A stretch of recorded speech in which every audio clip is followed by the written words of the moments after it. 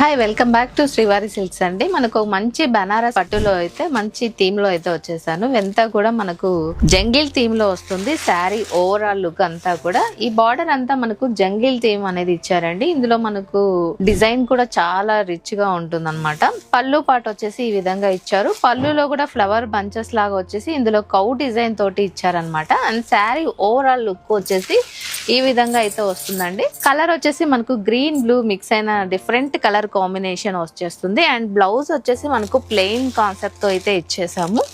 చాలా elegant rich look తోటి అయితే వస్తుందా. This is the blouse piece. చాలా అంటే చాలా బాగుంటుంది.